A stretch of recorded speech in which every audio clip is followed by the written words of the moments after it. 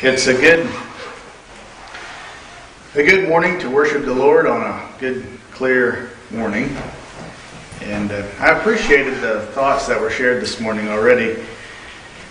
I appreciated those thoughts on the battle, the comparison between Jericho and Jesus' battle between Joshua and between Jesus there. Joshua's leader in the battle at Jericho and Jesus in the spiritual battle there in Gethsemane. And also the Sunday school lesson there was interesting as well. And I enjoyed trivia, and I guess I was wrong this morning. I guess Rahab got married after Rahab got married, and her new husband's name was Salmon, and I always thought he was her son. So I guess Solomon could have corrected me if I would have lived long enough ago. Interesting, Boaz was Rahab's son then. So this morning, I'd like to invite your attention to the book of James, in James chapter 1. There are a lot of thoughts that you could get from this, and a lot of things that I probably won't get to.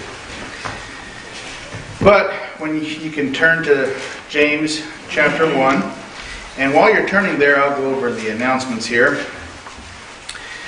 Today's offering was for the sharing program, medical sharing plan. There's no service scheduled for this evening, and Wednesday evening there's a prayer meeting. And I didn't look and see who is in charge there for Wednesday evening.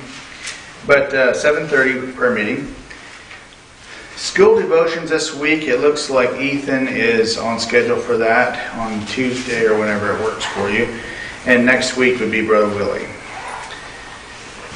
Dwight's went to Seymour this weekend for a wedding. I don't know where they're going to be at today, but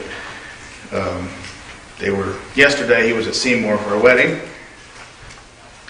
And let's continue to remember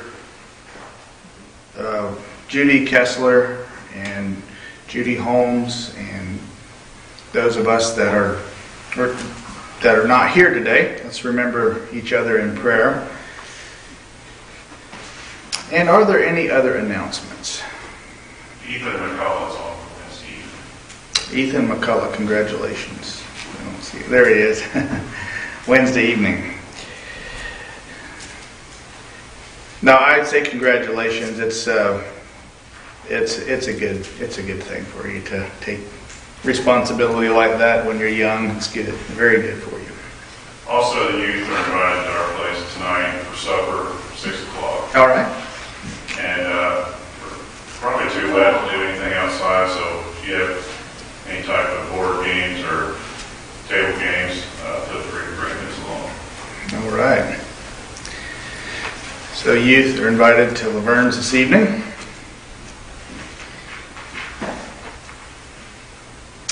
Anything else? All right. If not, so James 1. I don't know how many of you have memorized this chapter. We've memorized this chapter in school multiple times. I'd have different school teachers, and it seemed like all of them thought it was a good idea to memorize either James 1 or the whole book of James, and we memorized it multiple times, and which was fine. The hardest part was the first time, and the next time it was pretty easy. So. But James, a servant of God and of the Lord Jesus Christ, to the 12 tribes which are scattered abroad, greeting. My brethren, count it all joy when you fall into diverse temptations. Ouch. Knowing this, that the trying of your faith worketh patience. But let patience have her perfect work, that you may be perfect and entire, wanting nothing. If any of you lack wisdom, let him ask of God, that giveth to all men liberally, and upbraideth not, and it shall be given him. But let him ask in faith, nothing wavering. For he that wavereth is like a wave of the sea, driven with the wind and tossed. For let not that man think that he shall receive anything of the Lord. A double-minded man is unstable in all his ways. Let the brother of low degree rejoice in that he is exalted, but the rich in that he is made low. Because as the flower of the grass, he shall pass away. For the sun is no sooner risen with a burning heat, but it withereth the grass, and the flower thereof falleth, and the grace of the fashion of it perisheth. So also shall the rich man fade away in his ways. Blessed is the man that endureth temptation. For when he is tried, he shall receive the crown of life, which the Lord hath promised to them that love him. Let no man say when he is tempted, I am tempted of God. For God cannot be tempted with evil, neither tempteth he any man. But every man is tempted when he is drawn away of his own lust and enticed. Then, when lust hath conceived, it bringeth forth sin. And sin, when it is finished, bringeth forth death. Do not err, my beloved brethren. Or don't go down that path, my beloved brethren.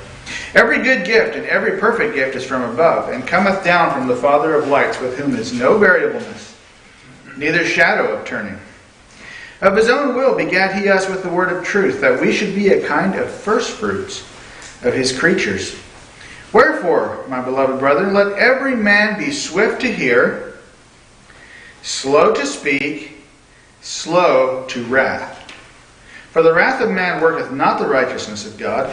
Wherefore, or because of this, lay apart all filthiness and superfluity of naughtiness, and receive with meekness the engrafted word, which is able to save your souls. But be ye doers of the word, and not hearers only, deceiving your own selves. For if any be a hearer of the word, and not a doer, he is like unto a man who looks in the mirror. For he beholdeth himself, and goeth his way, and straightway forgetteth what manner of man he was. But whoso looketh into the perfect law of liberty, and continueth therein, he being not a forgetful hearer, but a doer of the work, this man shall be blessed in his deed. If any man among you seem to be religious, and bridleth not his tongue, but deceiveth his own heart, this man's religion is vain. Pure religion, and undefiled before God and the Father, is this: to visit the fatherless and widows in their affliction, and to keep himself unspotted from the world.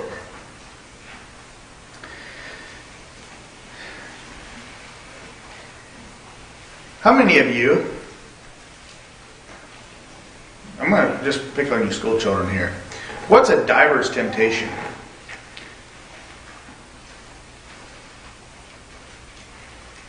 Because it says that when you fall into diverse temptations, you're supposed to count it joy.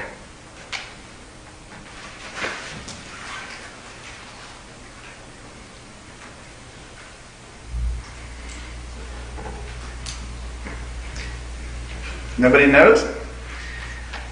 Actually, the word divers, it's a form of the word diverse. It means into various temptations. Not if you're standing on the diving board that you're tempted to do something stupid. That's not what it means. It means that you're supposed to count it all joy when you fall into, when different troubles come to you, when different trials come your way, then you're supposed to be happy about it. How many of you love it when you hit your finger with a hammer? How many of you love that? No one? How many of you like it when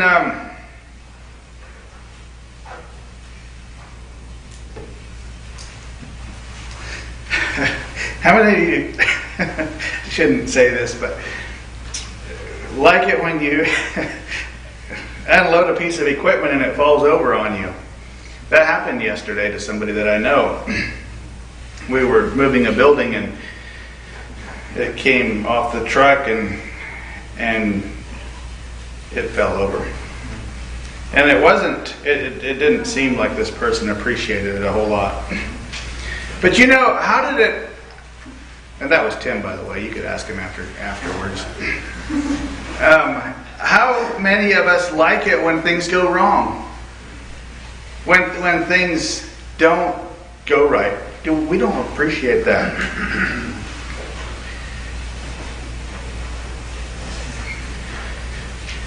But you know what? it's the trial of our faith worketh patience. And patience is a refinement of our character. Patience is something that we need to. It's like a hardening or a refinement, a way of purifying or strengthening our character. And refinement of spiritual fruit. It's a progression and refinement of spiritual fruit.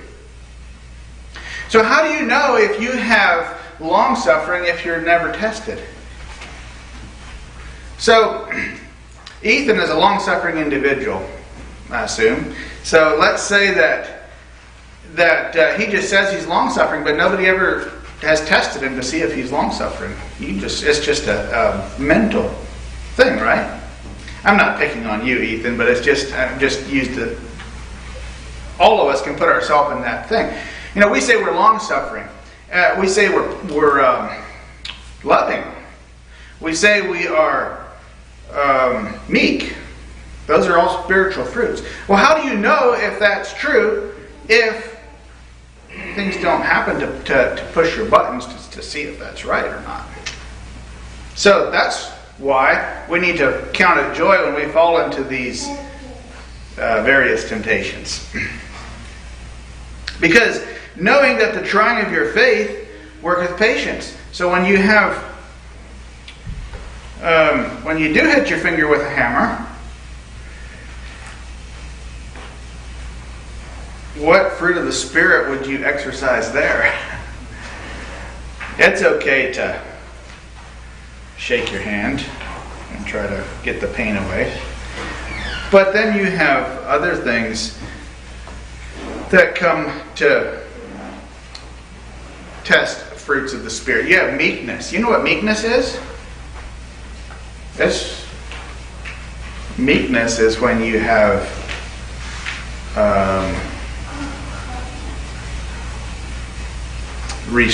strength that's restrained, and strength that is restrained strength. Kind of like, I've heard this before. It's like a horse. When you have a bit in a horse's mouth, and the horse, it's like those. Have you ever seen these big Belgian horses that have big feet? Great big feet, and they're big muscles. They can pull a house or they're huge. And if they would kick you with that, it would just knock you flat. Literally flat.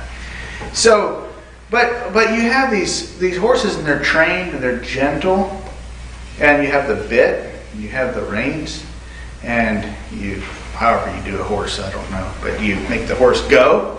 And here he goes, just gently goes. He pulls into this thing, and he can pull the plow or pull the wagon or pull whatever he's pulling. But then when you want him to stop, you just pull on that bit a little bit. He stops. All this muscle is there to use, but it's restrained. And if it would be unrestrained, and you have a wild horse, and you say, "Get up!"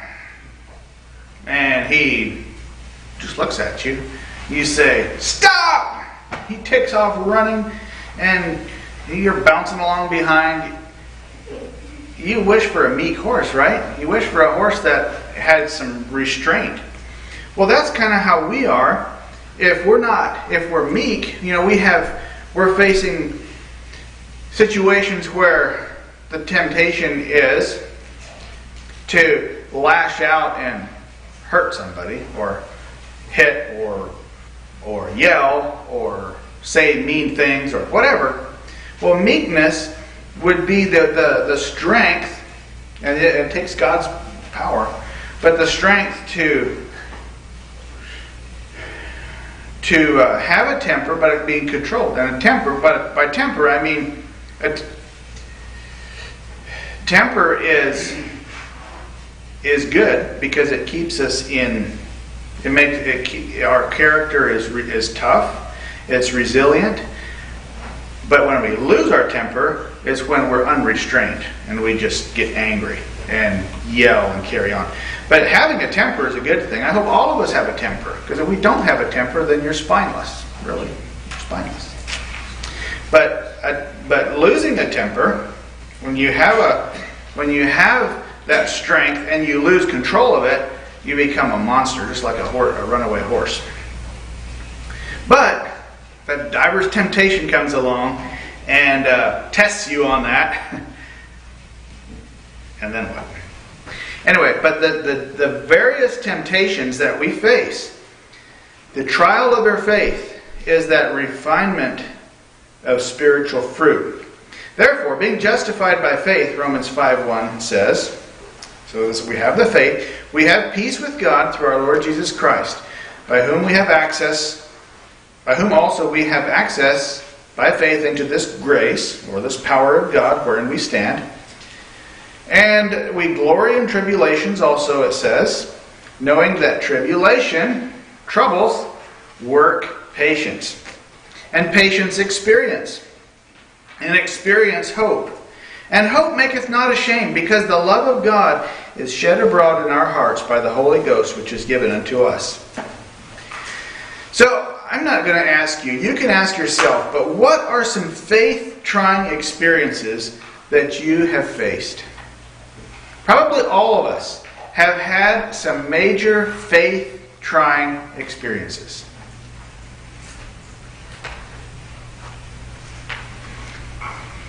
And by major ones, I'm talking about ones that have tested you to the point where you almost question reality. You question the position that you're in. It's a major faith-trying experience.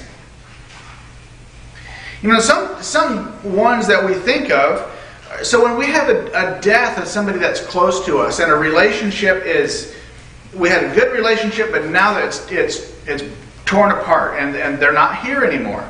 They can't help it. It's not their fault, but they're gone. And that grief process sometimes overwhelms us and makes so that we can't really process life in a way that even seems rational sometimes.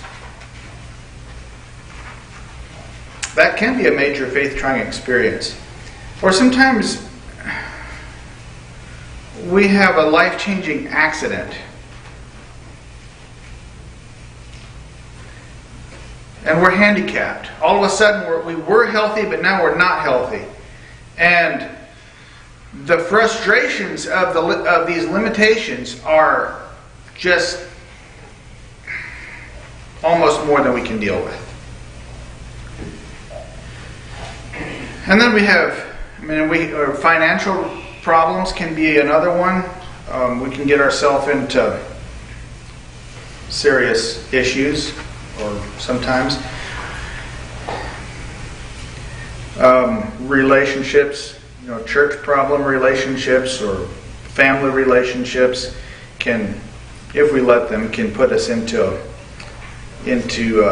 trial as well. Then we have what we call minor faith-trying experiences. They're really, really annoying, but they're not huge like some of these others. And you mothers probably know this, but if you had a house full of cranky children for a whole day, that can feel like that's a faith-trying experience. It's definitely a character-trying experience. Or a workload that seems too heavy to bear. Sometimes some of us have experienced this where it seems like there's too many things that demand attention and we are just tired. And yet we have to keep going, but we're spent. But those minor faith-trying experiences are maybe urgent, but they're very temporary. And yet they still come our way and help us know where we need to improve. So patience is produced from that. Patience is is a result of some of these experiences. In the New Testament, patience is defined as the characteristic of a man who has not swerved from his deliberate purpose. That's the kind of big words there. But somebody who has a goal of going to a destination. In our case, we have stated a goal. We were following Christ because we want to be His disciple. We want to be with Him in glory. We want to have eternal life. And our destination is to live so that we can be with Him in heaven. That's our destination. And that's our stated goal. But then we have these other trials that come that either make that goal more, it hardens that resolve to follow that after that goal, or it turns us away from it. That's what patience is, that strengthening of resolve, or that hardening of purpose. It's one form of it.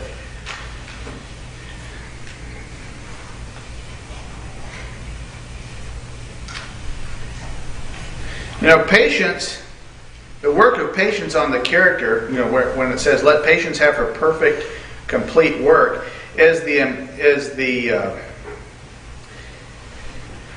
employment. It rounds out the character to make a balanced individual. All of us like balanced people, but we don't really like the process of becoming balanced. That's probably fair to say to all of us. We like to be around balanced individuals, but for us to become a balanced individual requires some bumps and some knocks, and we don't like that process. I don't like that process. And that process, letting patience have its perfect work, is a little bit like sandpaper, where you have a rough edge or a blemish, and that sandpaper has a lot of really hard grits on this paper, and they rub it back and forth on this wood, and it takes a little bit of the wood off here and a little bit of the wood off there, and there's a little extra wood, it's called sawdust, that gets pushed away. Well, that's a little bit how that works in our character. That grit goes around and around, and it hurts. But it smooths out the rough edges, cleans things up a little bit. All right, going on down where it says, if any of you lack wisdom. How many of you have all the wisdom you could ever need? Raise your hand high if you do, because I want to talk to you after church. Nobody? Well, ask for wisdom.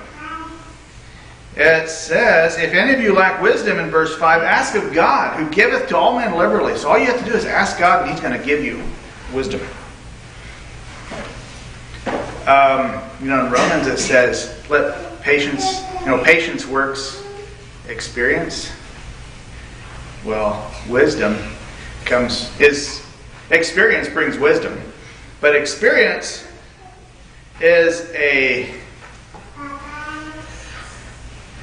means that you've gone through some time of proving and testing. And some of the battles that we were talking about this morning is a form of testing. We face these battles sometimes. But God gives us wisdom liberally, but He also gives us a big dose of testing as well. Ask in faith. Ask without wavering. Ask in confidence. And trust God. When we ask for wisdom, we really need wisdom. And we want wisdom. And if we are committed, we don't really want to go through the bumpy part of life, but we trust God that He will keep us through. And we need to ask in confidence. When we ask for something from God, we ask in confidence. You know, there's a story about these two men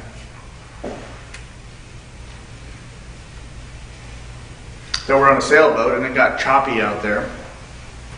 One man, he was praying. I don't think they were very religious, but he would pray. He said, "Lord, please get us out of this problem here. If you do, I will." And the other man said, wait. Before you do that, before you commit yourself, there's a lifeboat over here. Let's go try that first. Are we kind of like that? We want to try all the other avenues before we ask God and commit ourselves to Him.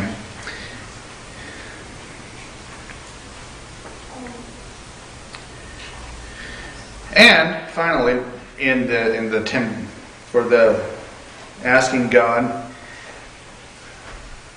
and enduring temptations, there's a blessing for the one that endures temptations. There's a blessing. The blessing for enduring temptation is that we'll receive the crown of life. We receive the crown of life which the Lord has promised in verse 12. It says, "Blessed is the man that endureth." That means right now, and continues to endure temptation. When he is tried or judged, he shall receive the crown of life which the Lord hath promised to them that love Him. So, when we count it all joy, when we fall into these temptations, it works patience in our life. It hardens that resolve to go on. It creates experience. Experience is like wisdom. The trying of your faith worketh patience. Patience has its perfect work. It hardens your character. It refines the spiritual fruit that God is looking for. And we don't like the pain that it causes us. But the fruit that it yields is worth it. And if we endure these temptations, if we are able to come through victorious with God's help, then we receive the crown of life which He promises to those of us that love Him.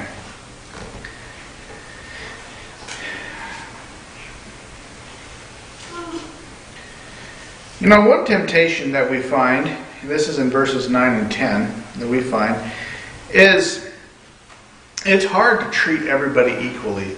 Have you ever faced that? Sometimes it says the brother of low degree and the rich. I guess that would be the poor brother and the rich brother. Is it easier to treat? I don't know. I'll leave that question hanging there. I don't know how that all works for you all. Sometimes we tend to, if you don't know two people, if you have two strangers and they come in and they visit and they maybe both are, let's say you don't know them, one is, has a reputation for being a very wealthy person, wealthy brother from some other church, and another one is a fairly poor individual from another church, and they both come to visit. How do you treat them? Does one have a naturally higher place in your mind and your estimation than the other one? That's for two people you don't know. The other example is if you do know them and they're in the same situation, how do you treat them then? You know, our spiritual value with Christ does not have anything to do with our net worth or our bank account or the kind of clothes that we wear or how expensive our clothes are. But it has a lot to do with our attitudes, and our standing. And there are probably a lot of people whose treasure or whose investments in heavenly things are in direct proportion to how they look here. You know, some people, I don't know, I'm not going to make judgments on people. There are people who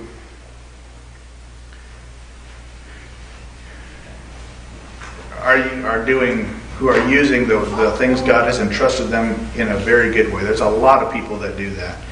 There's others that we'll let God work that out. But we're called to treat everyone equally. Treat everyone equally. All right. And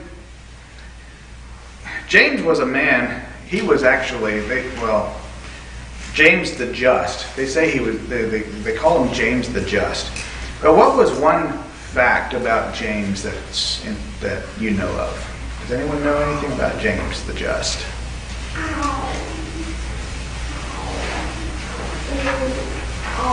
One of the fact was that he was the brother of Jesus. So he was Jesus' brother, literally his physical brother.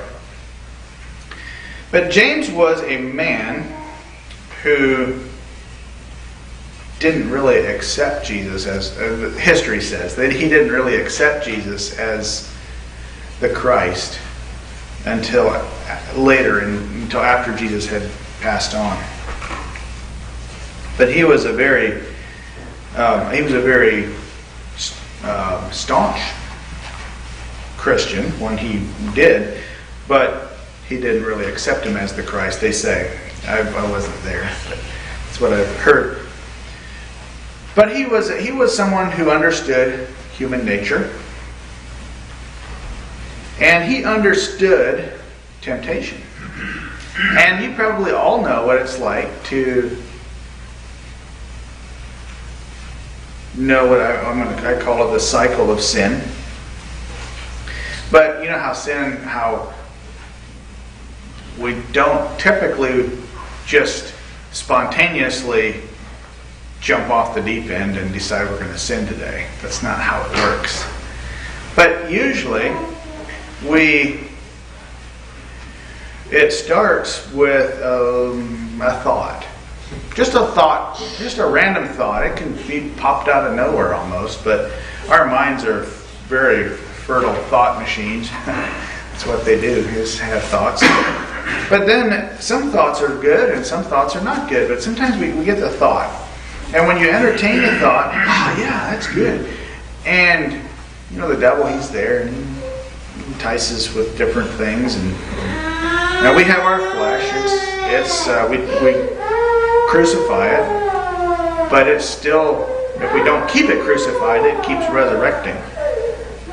Tries to rear up and when we have a thought, we're tempted with a temptation. We can be drawn away of our own lust. We want that. Oh yes, that's something that I want. And so we build on the thought, and it starts to look better and better and better and better and better. And then it says, every man is tempted when he is drawn away of his own lust and enticed. Then when lust hath conceived, once we've decided that this is what that we just have to have this, or whatever it is. When lust hath conceived, it bringeth forth sin. And then sin, when it's finished, brings forth death. You know, I didn't bring this with me, but I thought about it. All of us like to have gifts, right? We like to receive gifts. Some of us more than others, probably, but we all like to have a gift. Have you ever had a gift? Somebody gives you, has a nice big bag, and you know it's all nice. It's a nice bag, and your imagination starts running. What's inside the bag? That's got to be a good gift because it's a big bag. And You reach your hand in there, and whatever it is, maybe it's your birthday, and you've been wanting something, and you're not sure what you got, but you reach in there and feel it, and you pull it out. You know the suspense and how exciting that is? Well, Satan likes to give gift bags too. Satan gets nice, big, bright looking gift bags, and they look really nice. But you know what he puts in there? He puts these big mouse traps in the bottom of it, all ready, and you stick your hand in there, all excited. Bang! Ah! And this thing's stuck on your hand. And he laughs. You can just hear Satan cackle, can't you? Ha! Ha! Ah! Then you got to deal with getting the mousetrap off. That's what Satan does. He dresses it all up. That's how lust works, kind of. It dresses it all up, and this is exactly what you need, and you're all excited about it, and then you get that mousetrap snapped on your hand. And it hurts. And except it's on your head, maybe, not your hand. I mean, you get that happening enough times, it'll kill you. But that's kind of how Satan works. And that cycle of sin, it's dressed up. We convince ourselves, or deceive ourselves, that we'd be better off with this than we would without it. And when we actually go through with it, it bites us. That's the cycle of sin, or it's a form of the cycle of sin that it talks about in verse 13 through 16. Verse 16 says, "Do not err, my beloved brethren." Don't go down that path. Just don't do it. Don't do it. Every good gift and every perfect gift is from above. And it won't bite you. It won't get you. It won't. God is there to give you gifts. And you don't have to sin to get the gifts that God gives you. You don't have to do that. Every good gift, every perfect gift is from above. It comes from the Father of lights, not the Father of darkness. And there's no changeableness. There's no variableness. It's always the same. He's not going to give you a blessing today and a mousetrap tomorrow. God doesn't do that. And God made us His sons. In verse 18 it says, of His own will. Because He wanted to. He made us He begat us, or He became our Father with the word of truth, that we should be a kind of first fruits of His creatures. So He wants us to be an example of what His children should be. That's what He's trying to do. He's wanting us to be an example of what He wants His children to be. And so He allows these testings to come to us so that we can be a first fruit of His children. That adoption that He has made for us puts us right into His family.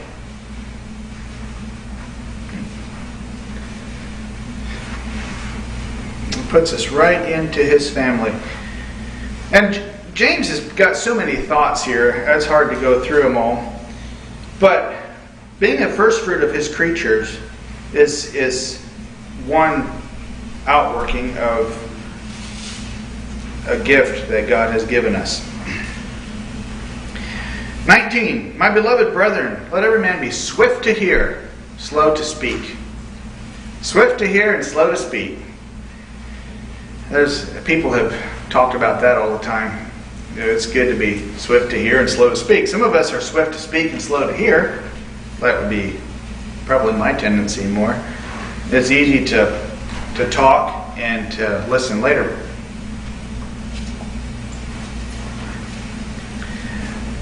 But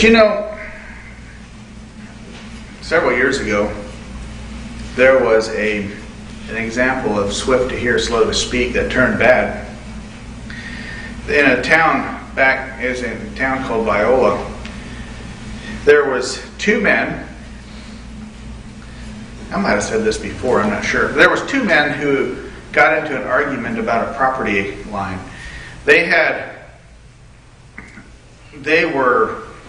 The the line was 6 feet wrong, supposedly. One man thought it was right, and the other man thought it was wrong, but it was 6 feet. 6 foot wrong. And for whatever reason, it was on, I think, 80 acres. The line was 6 feet. And you can, didn't calculate this, but 80 acres, if it was square, that would be, what, half a mile long? So 6 feet by whatever half of 5,280 feet is. So you figure it. It might be 1 acre, maybe, I don't know, if that. But it was just eating at them and eating at them. And they'd come, they'd yell at each other across the fence, and they'd yell, and they'd come on. That was in the paper. They had them, I don't know why they put it all in there. But you know how it ended? They yelled at each other so much because they were both right. And finally, the one man decided he didn't like the other man yelling at him, and so he shot him. Isn't that a good way to keep people from yelling at you? Just shoot them, right? Well, guess what? The man didn't yell at him anymore, but he didn't get to enjoy his extra 6 feet of property either. He got a bed in a prison, and he got to stay there for a long time. If they could have listened and worked something out been a little slower to speak and swifter to hear, like it talks about, then he would have been able to enjoy his 6 foot of property. The other man, if he could have, maybe they could have split the difference. I don't know. It's 1 acre. And land in Arkansas is not very expensive. And they were, they were very unlearned and ignorant men, would say that. The Greek word would be an idiot. They were idiots. So they were very, very much an example of how swift to speak, slow to hear works. And it says, the wrath of man worketh not the righteousness of God. That did not do them any good. So let's be quick to hear, and slow to speak, and slow to wrath. Be slow about that. All right, I'm going to jump down here to the very end here. If any man seem to be religious, and bridleth not his tongue, but deceiveth his own heart, this man's religion is vain. So pure religion and undefiled is to visit the fatherless and widows, and to keep themselves unspotted from the world. So it's just the thing of practicing what you preach, or just being who you say you are. You know what? If you say that you're a Christian, then act like it. And being a Christian involves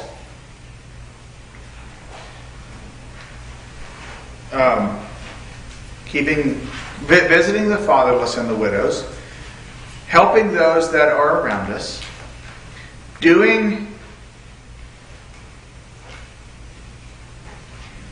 being sensitive to the needs that we see, and to keep ourselves unspotted from the world. That's a full-time job, and it's probably going to take all of your years to do that. If any man seem to be religious and bridleth not his tongue, that's another form of doing what you, living up to what you profess, is to speak like a Christian. Speaking like a Christian is just an outworking of what's inside, right? If we are a Christian, then we speak like a Christian. Or maybe we just need more trials, need more temptation, or more trials to make us speak like a Christian. To speak like a Christian, act like a Christian, and to spread God's love to those we meet. So, if in this whole chapter here, let's count it joy when we fall into the temptations, into these trials that we face, into the battles that we find ourselves in, because it is there for a reason. It's not because God doesn't like the way you are just cruising through life. It's that God is so happy to have you as His child that He wants to make you better. And He wants to make you more into what His children should be like. So He allows these trials to work in your life, in my life. And He allows us to make the choices that would glorify Him. And it's all for the purpose of being undefiled before God and to keep ourselves unspotted from the world. I'd like to close with a prayer here, and then I'll turn it over to the song leader. Let's pray. Our Father in heaven, I thank